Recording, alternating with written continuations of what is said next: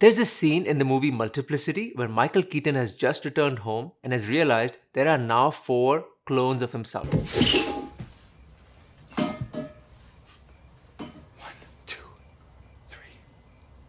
4. And the 4th clone, number 4, isn't really there. He's not the sharpest tool in the shed, and he is, as they all call him, special. He's special.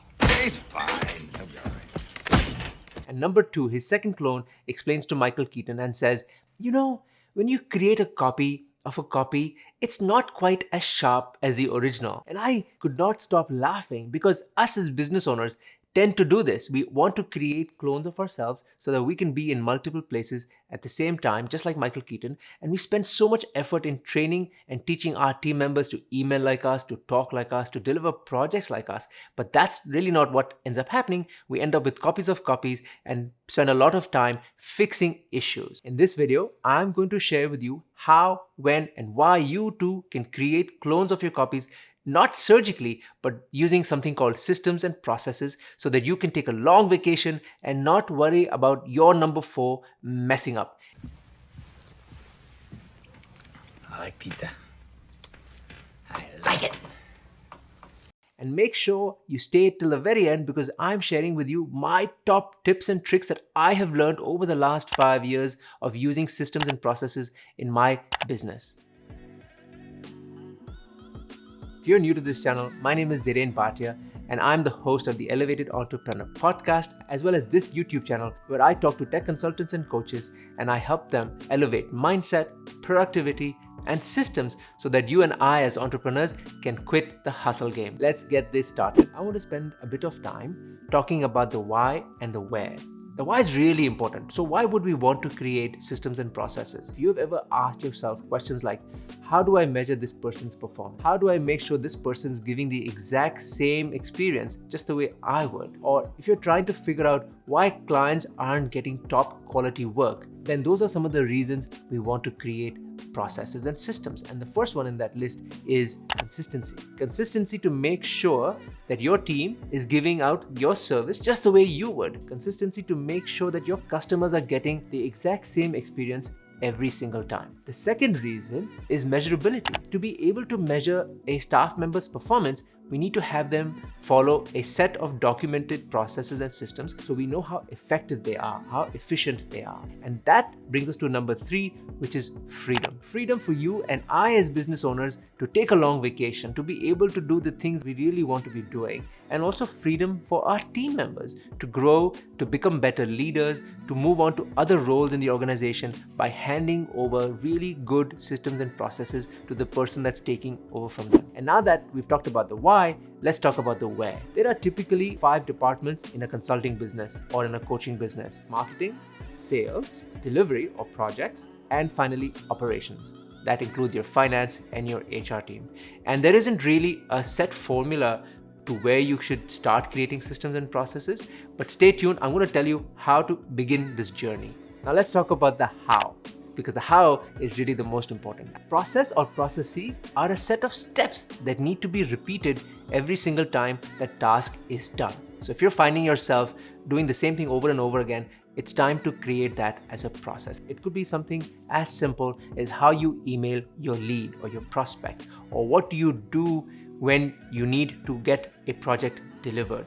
What are the steps that you need to follow to repeat that task over and over again? Because really that's the beauty of a process.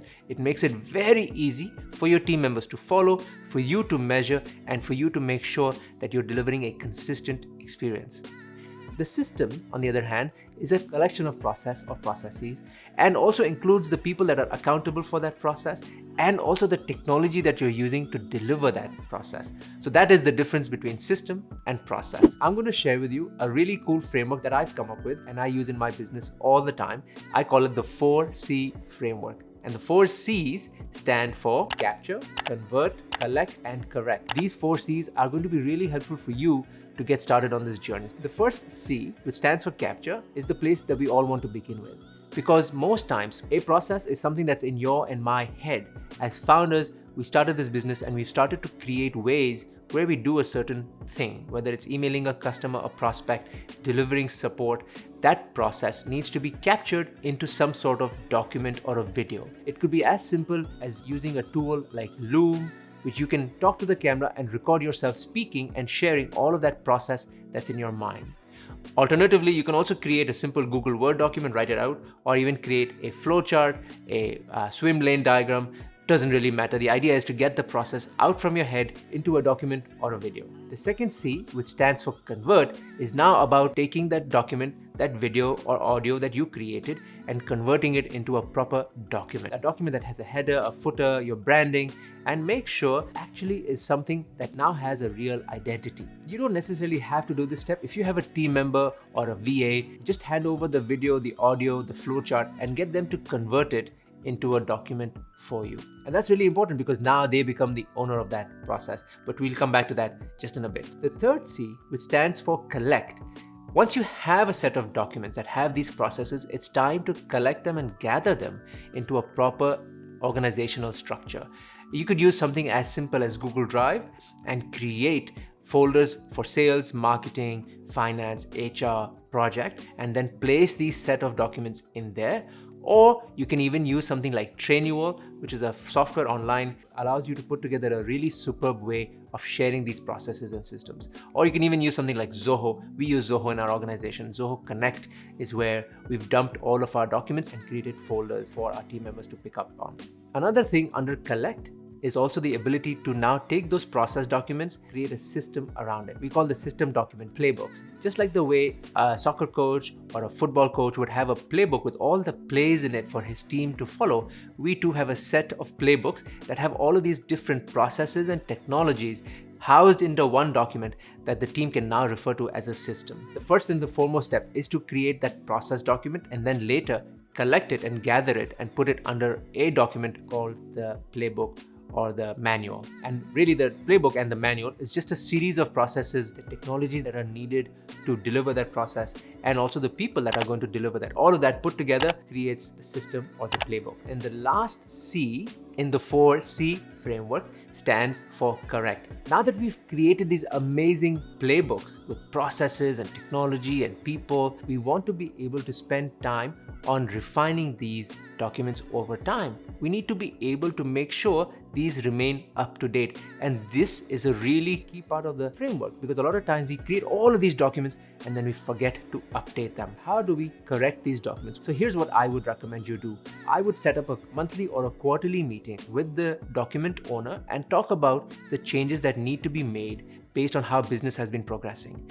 A versioning system is also a great idea. So we will update the version number of the document and we know when the update was made based on the version number. That's a really cool way to make sure that your team and you are following the correct part of the 4C framework. Now that we've talked about the 4C framework, I want to share with you some of my best tips and tricks that I've learned over the last few years of implementing systems and processes. The first tip is to make sure that there is a process document. I hear things like, there's not much of a process, it's very simple, it's just one line, it's just one or two steps.